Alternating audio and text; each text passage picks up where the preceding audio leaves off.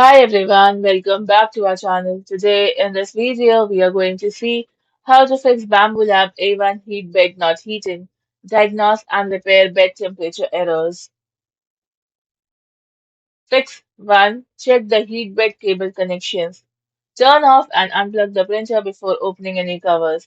Next, inspect the heat bed power and signal cables under the printer.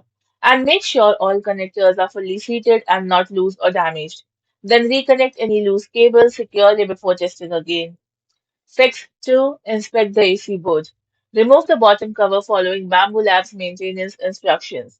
Then check the AC board for loose connectors, burn marks, or damaged components. If the board shows visible damage, stop using the printer and replace the AC board or contact support.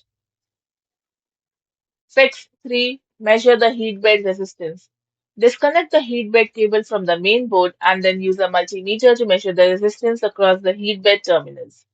If the reading is open, infinite resistance, or significantly outside the expected range, the heat bed is likely faulty and should be replaced. Fix 4. Check for heat bed temperature errors. If the touchscreen displays a heat bed temperature error or shows incorrect temperatures, such as 0 degrees Celsius or negative values, the heat bed temperature sensor or wiring may have failed. In this case, the heat bed assembly or sensor unit may need replacement. Fix 5. Update the printer firmware. Connect your printer to Wi-Fi, then go to Settings, then go to Firmware Update. Now install the latest firmware if an update is available, and restart the printer after the update and test the heatbed again. Fix 6. Run a heatbed test.